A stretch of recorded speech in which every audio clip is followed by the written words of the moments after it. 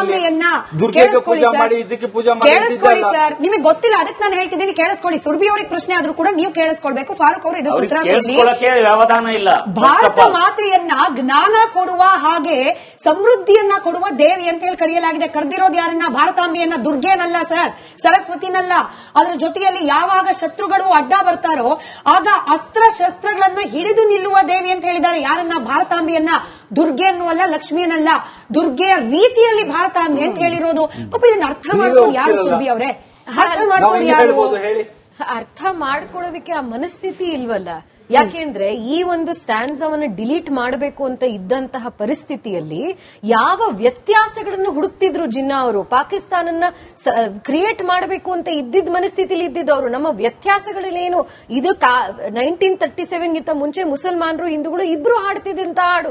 ಎಲ್ಲಾ ಸ್ಟ್ಯಾನ್ಸ್ಗಳನ್ನು ಹಾಡ್ತಿದ್ರು. ಕೇಳಿಸ್ಕೊಳ್ಳಿ ಸರ್, ದಯವಿಟ್ಟು ಕೇಳಿಸ್ಕೊಳ್ಳಿ. ಸಾದಿಕ್ ಪಾಷಾ ಅವರೇ, ನಾನು ಮಾತಾಡ್ತಾ ಇದ್ದೀನಿ, ದಯವಿಟ್ಟು ಕೇಳಿಸ್ಕೊಳ್ಳಿ. ಮತ್ತೆ ಸಾದಿಕ್ ಪಾಷಾ ಅವರು ನಿಮ್ಗೆ ರಾಷ್ಟ್ರಗಾನ सारे जहां से अच्छा हिंदुस्तान हमारा अब्दुल नबी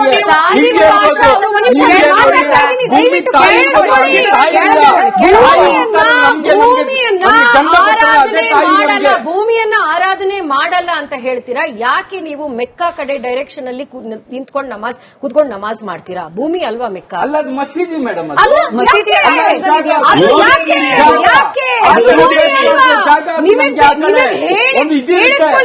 ಯಾವ ಮುಸಲ್ಮಾನರು ಜಾಸ್ತಿ ಬಹುಸಂಖ್ಯೆಯಲ್ಲಿರುವಂತಹ ದೇಶದಲ್ಲಿ ಎಲ್ಲಿ ಜಾಸ್ತಿ ಕನ್ಸೆಷನ್ ಕೊಟ್ಟು ಇಲ್ಲ ಬೇರೆಯವ್ರನ್ನು ಕಟ್ಕೊಂಡು ಹೋಗ್ಬೇಕು ಅಂತ ಲಾಸ್ ಯಾವ್ದು ಮಾಡಿದ್ದಾರೆ? ಇಲ್ಲಿ ನಾವು ಪ್ರಾಬ್ಲಮ್ ಏನು ಅಂತ ಹೇಳ್ತಿರೋದು ಅಂದ್ರೆ ಈ ಒಂದು ಸ್ಟ್ಯಾನ್ಸಾ ಡಿಲೀಟ್ ಮಾಡಿದ್ರಲ್ಲ, ಈ ಒಂದು ದೇಶದ ಸಂಸ್ಕೃತಿ, ಒಂದು ಭೂಮಿಯನ್ನ, ತಾಯಿಯನ್ನ, ದೇಶವನ್ನ ತಾಯಿ ಅಂತ ಆರಾಧಿಸುವಂತದ್ದು ಸಂಸ್ಕೃತಿ. ಅದನ್ನ ನಿಮಗೆ ಗೌರವಿಸಕ್ಕೆ ನಿಮಗೆ ಯಾಕೆ ಇಲ್ಲಿ ನಾವು ಕೇಳ್ತಿರೋದು? ಹೌದು, ಈ ಭೂಮಿನಲ್ಲಿ ಹುಟ್ಟಿರೋ ಇವಾಗ ನೀವು ಅಮೆರಿಕಕ್ಕೆ ಹೋದಾಗ ಕೇಳಿಸ್ಕೊಳ್ಳಿ ಅಮೆರಿಕ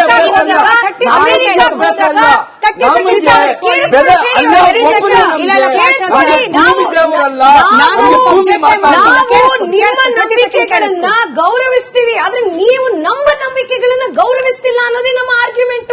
ಪಾಕಿಸ್ತಾನದ ಬಗ್ಗೆ ಅಂಬೇಡ್ಕರ್ ಅವರು ಬರ್ದಿರೋದು ಅದನ್ನೇ. ನೀವು ಅಮೆರಿಕಾಗೆ ಹೋದಾಗ ಡಾಲರ್ ಬಿಲ್ ಅಲ್ಲಿ ಬರ್ದಿರೋದು ಇನ್ ಗಾಡ್ ವಿ ಟ್ರಸ್ಟ್. ಹಂಗಂತ ನೀವು ಡಾಲರ್ ಬಿಲ್ ಅಲ್ಲೇ ಉಪಯೋಗಿಸಲ್ಲ, ನಿಷೇಧ ಮಾಡ್ತೀರಾ? ಮತ್ತೆ ಇದೇ ಒಂದು ಸಂಸ್ಕೃತಿ, ಈ ದೇಶದ ಒಂದು ಸಂಸ್ಕೃತಿಯ ಬಗ್ಗೆ ಗೌರವ ತೋರಿಸೋದಕ್ಕೆ ನಾವು ನಿಮಗೆ ಒತ್ತಾಯ ಮಾಡಬೇಕಲ್ಲ. ಅಂತಹ ಪರಿಸ್ಥಿತಿಗೆ ಬಂದಿದೀವಲ್ಲ, ಅದು ನಮ್ಮ ಬೇಸರ. ಒತ್ತಾಯ ಆಗಬಾರದು. ಯಾಕೆಂದ್ರೆ ಒಂದೇ ಮಾತ್ರಂ ಅಂತ ಕೂಗಿದ್ದಿದ್ದು ಈ ದೇಶವನ್ನ ಬ್ರಿಟಿಷರ ಆಳ್ವಿಕೆಯಿಂದ ಫ್ರೀಡಮ್ ತರಿಸಬೇಕು ಅಂತ. ದಯವಿಟ್ಟು AR ರೆಹಮಾನ್ ಅವರು ಅದೇ ಗೀತೆಯ ಮೇಲೆ ಒಂದು ಹಾಡು ಇಲ್ಲಿ ಕರ್ನಾಟಕದಲ್ಲಿ ನಿತ್ಯೋತ್ಸವ ಅಂತ ಇಬ್ರದ್ದು ಆಡಿಯೋ ಕಟ್ ಆಗಿದೆ, ನಿಮ್ದು ಆಡಿಯೋ ಕಟ್ ಆಗಿದೆ. ಫಾರೂಕ್ ಸರ್, ತಾಂಬೆಯನ್ನ ಕೇಳಿಸ್ಕೊಳ್ಳಿ ಸರ್, ನಿಮಗೆ ಗೊತ್ತಿಲ್ಲ ಅದಕ್ಕೆ ನಾನು ಹೇಳ್ತಿದ್ದೀನಿ, ಕೇಳಿಸ್ಕೊಳ್ಳಿ. ಸುರ್ಭಿ ಅವ್ರಿಗೆ ಪ್ರಶ್ನೆ ಆದ್ರೂ ಕೂಡ ನೀವು ಕೇಳಿಸ್ಕೊಳ್ಬೇಕು. ಫಾರೂಕ್ ಅವರು ಇದಕ್ಕೆ ಉತ್ತರ ಕೊಡಿ. ಭಾರತ ಮಾತೆಯನ್ನ ಜ್ಞಾನ ಕೊಡುವ ಹಾಗೆ ಸಮೃದ್ಧಿಯನ್ನ ಕೊಡುವ ದೇವಿ ಅಂತ ಹೇಳಿ ಕರೆಯಲಾಗಿದೆ. ಕರೆದಿರೋದು ಯಾರನ್ನ? ಭಾರತಾಂಬೆಯನ್ನ. ದುರ್ಗೆನಲ್ಲ ಸರ್, ಸರಸ್ವತಿನಲ್ಲ. ಅದರ ಜೊತೆಯಲ್ಲಿ ಯಾವಾಗ ಶತ್ರುಗಳು ಅಡ್ಡ ಬರ್ತಾರೋ ಆಗ ಅಸ್ತ್ರ ಶಸ್ತ್ರಗಳನ್ನ ಹಿಡಿದು ನಿಲ್ಲುವ ದೇವಿ ಅಂತ ಹೇಳಿದ್ದಾರೆ. ಯಾರನ್ನ? ಭಾರತಾಂಬೆಯನ್ನ. ದುರ್ಗೆಯನ್ನು ಅಲ್ಲ, ಲಕ್ಷ್ಮಿಯನ್ನಲ್ಲ, ದುರ್ಗೆಯ ರೀತಿಯಲ್ಲಿ ಭಾರತಾಂಬೆ ಅಂತ ಹೇಳಿರೋದು. ಪಾಪ ಇದನ್ನ ಅರ್ಥ ಮಾಡ್ಕೊಂಡು ಯಾರು ಸುರ್ಭಿ ಅವರೇ? ಅರ್ಥ ಮಾಡ್ಕೊಂಡು ಯಾರು? ಅರ್ಥ ಮಾಡ್ಕೊಳ್ಳೋದಕ್ಕೆ ಆ ಮನಸ್ಥಿತಿ ಇಲ್ವಲ್ಲ. ಯಾಕೆಂದ್ರೆ ಈ ಒಂದು ಸ್ಟ್ಯಾನ್ಸವನ್ನು ಡಿಲೀಟ್ ಮಾಡಬೇಕು ಅಂತ ಇದ್ದಂತಹ ಪರಿಸ್ಥಿತಿಯಲ್ಲಿ ಯಾವ ವ್ಯತ್ಯಾಸಗಳನ್ನು ಹುಡುಕ್ತಿದ್ರು ಜಿನ್ನಾ ಅವರು. ಪಾಕಿಸ್ತಾನನ್ನ ಕ್ರಿಯೇಟ್ ಮಾಡಬೇಕು ಅಂತ ಇದ್ದಿದ್ದ ಮನಸ್ಥಿತಿಲಿ ಇದ್ದಿದ್ದವರು. ನಮ್ಮ ವ್ಯತ್ಯಾಸಗಳೇನು? ಇದು 1937 ಗಿಂತ ಮುಂಚೆ ಮುಸಲ್ಮಾನರು ಹಿಂದೂಗಳು ಇಬ್ರು ಹಾಡ್ತಿದ್ದಂತ ಹಾಡು. ಎಲ್ಲಾ ಸ್ಟ್ಯಾನ್ಸ್ಗಳನ್ನು ಹಾಡ್ತಿದ್ರು. ಕೇಳಿಸ್ಕೊಳ್ಳಿ ಸರ್, ದಯವಿಟ್ಟು ಕೇಳಿಸ್ಕೊಳ್ಳಿ. ಸಾದಿಕ್ ಪಾಷಾ ಅವರೇ, ನಾನು ಮಾತಾಡ್ತಾ ಇದ್ದೀನಿ, ದಯವಿಟ್ಟು ಕೇಳಿಸ್ಕೊಳ್ಳಿ. ಮತ್ತೆ ಸಾದಿಕ್ ಪಾಷಾ ಅವರು ನಿಮ್ಗೆ ರಾಷ್ಟ್ರಗಾನ सारे जहां से अच्छा हिंदुस्तान हमारा ಅದು ನಮಗೆ ಸಾದಿಕ್ ಪಾಷಾ ಅವರು ಒಂದು ನಿಮಿಷ ಮಾತಾಡ್ತಾ ಇದ್ದೀನಿ, ದಯವಿಟ್ಟು ಕೇಳಿಸ್ಕೊಳ್ಳಿ.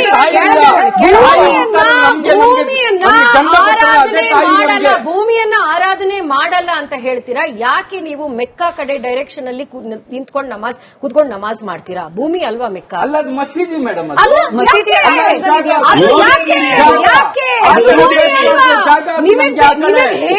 ಕೇಳಿಸ್ಕೊಳ್ಳಿ, ಯಾವ ಮುಸಲ್ಮಾನರು ಜಾಸ್ತಿ ಬಹುಸಂಖ್ಯೆಯಲ್ಲಿರುವಂತಹ ದೇಶದಲ್ಲಿ ಎಲ್ಲಿ ಜಾಸ್ತಿ ಕನ್ಸೆಷನ್ ಕೊಟ್ಟು ಇಲ್ಲ ಬೇರೆಯವ್ರನ್ನು ಕಟ್ಕೊಂಡು ಹೋಗ್ಬೇಕು ಅಂತ ಲಾಸ್ ಯಾವ್ದು ಮಾಡಿದ್ದಾರೆ? ಇಲ್ಲಿ ನಾವು ಪ್ರಾಬ್ಲಮ್ ಏನು ಅಂತ ಹೇಳ್ತಿರೋದು ಅಂದ್ರೆ, ಈ ಒಂದು ಸ್ಟ್ಯಾನ್ಸಾ ಡಿಲೀಟ್ ಮಾಡಿದ್ರಲ್ಲ, ಈ ಒಂದು ದೇಶದ ಸಂಸ್ಕೃತಿ, ಒಂದು ಭೂಮಿಯನ್ನ, ತಾಯಿಯನ್ನ, ದೇಶವನ್ನ ತಾಯಿ ಅಂತ ಆರಾಧಿಸುವಂತದ್ದು ಸಂಸ್ಕೃತಿ. ಅದನ್ನ ನಿಮಗೆ ಗೌರವಿಸಕ್ಕೆ ನಿಮಗೆ ಯಾಕೆ? ಇಲ್ಲಿ ನಾವು ಕೇಳ್ತಿರೋದು, ಹೌದು, ಈ ಭೂಮಿನಲ್ಲಿ ಹುಟ್ಟಿರೋ ಇವಾಗ ನೀವು ಅಮೆರಿಕಕ್ಕೆ ಹೋದಾಗ ಕೇಳಿಸ್ಕೊಳ್ಳಿ, ಅಮೆರಿಕ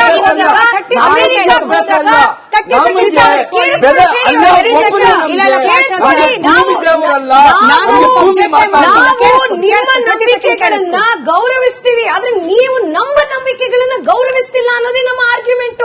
ಪಾಕಿಸ್ತಾನದ ಬಗ್ಗೆ ಅಂಬೇಡ್ಕರ್ ಅವರು ಬರ್ದಿರೋದು, ನೀವು ಅಮೆರಿಕಾಗೆ ಹೋದಾಗ ಡಾಲರ್ ಬಿಲ್ ಅಲ್ಲಿ ಬರ್ದಿರೋದು ಇನ್ ಗಾಡ್ ವಿ ಟ್ರಸ್ಟ್, ಹಂಗಂತ ನೀವು ಡಾಲರ್ ಬಿಲ್ ಅಲ್ಲೇ ಉಪಯೋಗಿಸಲ್ಲ, ನಿಷೇಧ ಮಾಡ್ತೀರಾ?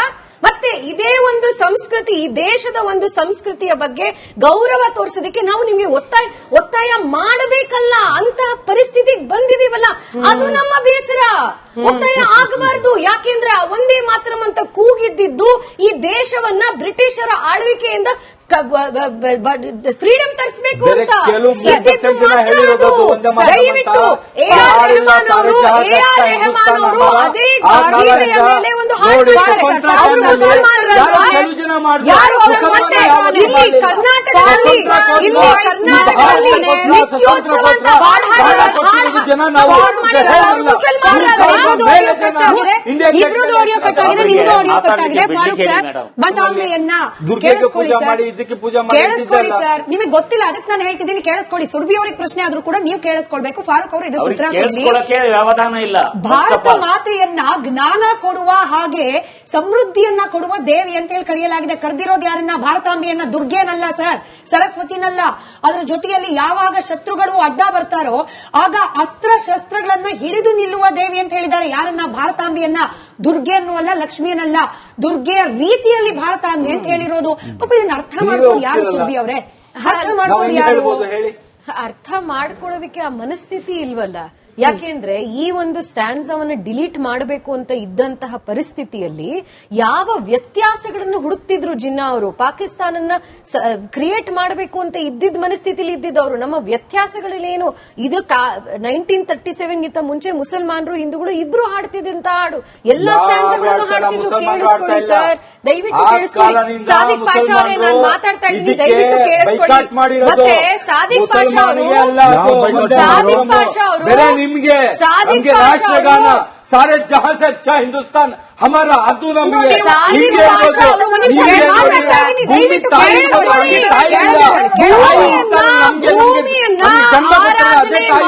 ಭೂಮಿಯನ್ನ ಆರಾಧನೆ ಮಾಡಲ್ಲ ಅಂತ ಹೇಳ್ತೀರಾ, ಯಾಕೆ ನೀವು ಮೆಕ್ಕಾ ಕಡೆ ಡೈರೆಕ್ಷನ್ ಅಲ್ಲಿ ಕೂತ್ಕೊಂಡು ನಮಾಜ್ ಮಾಡ್ತೀರಾ? ಭೂಮಿ ಅಲ್ವಾ ಮೆಕ್ಕಾ? ಅಲ್ಲ, ಅದು ಮಸೀದಿ ಮೇಡಮ್.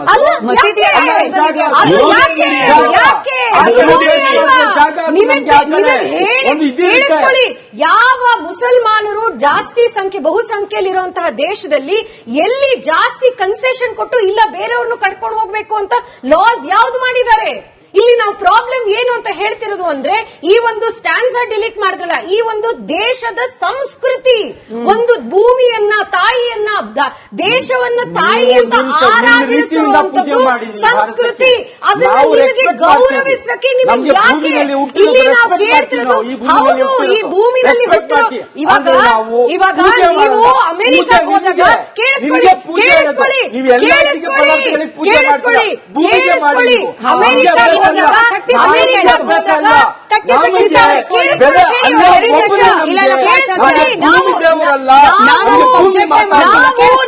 ನಂಬಿಕೆಗಳನ್ನ ಗೌರವಿಸ್ತೀವಿ, ಆದ್ರೆ ನೀವು ನಮ್ಮ ನಂಬಿಕೆಗಳನ್ನ ಗೌರವಿಸ್ತಿಲ್ಲ ಅನ್ನೋದೇ ನಮ್ಮ ಆರ್ಗ್ಯುಮೆಂಟ್. ಪಾಕಿಸ್ತಾನದ ಬಗ್ಗೆ ಅಂಬೇಡ್ಕರ್ ಅವರು ಬರ್ದಿರೋದು ನೀವು ಅಮೆರಿಕಾಗ ಹೋದಾಗ ಡಾಲರ್ ಬಿಲ್ ಅಲ್ಲಿ ಬರ್ದಿರೋದು ಇನ್ ಗಾಡ್ ವಿ ಟ್ರಸ್ಟ್. ಹಂಗಂತ ನೀವು ಡಾಲರ್ ಬಿಲ್ ಅಲ್ಲೇ ಉಪಯೋಗಿಸಲ್ಲ, ನಿಷೇಧ ಮಾಡ್ತೀರಾ? ಮತ್ತೆ ಇದೇ ಒಂದು ಸಂಸ್ಕೃತಿ, ಈ ದೇಶದ ಒಂದು ಸಂಸ್ಕೃತಿಯ ಬಗ್ಗೆ ಗೌರವ ತೋರಿಸೋದಕ್ಕೆ ನಾವು ನಿಮಗೆ ಒತ್ತಾಯ ಮಾಡಬೇಕಲ್ಲ, ಅಂತಹ ಪರಿಸ್ಥಿತಿಗೆ ಬಂದಿದೀವಲ್ಲ, ಅದು ನಮ್ಮ ಬೇಸರ. ಒತ್ತಾಯ ಆಗಬಾರ್ದು. ಯಾಕೆಂದ್ರೆ ಒಂದೇ ಮಾತ್ರಂ ಅಂತ ಕೂಗಿದ್ದಿದ್ದು ಈ ದೇಶವನ್ನ ಬ್ರಿಟಿಷರ ಆಳ್ವಿಕೆಯಿಂದ ಫ್ರೀಡಮ್ ತರಿಸಬೇಕು ಅಂತ.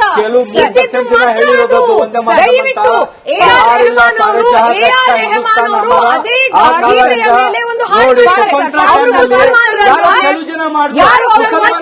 ಇಲ್ಲಿ ಕರ್ನಾಟಕದಲ್ಲಿ ನಿತ್ಯೋತ್ಸವ ಅಂತ ಇಬ್ರದ್ದು ಆಡಿಯೋ ಕಟ್ ಆಗಿದೆ, ನಿಮ್ದು ಆಡಿಯೋ ಕಟ್ ಆಗಿದೆ.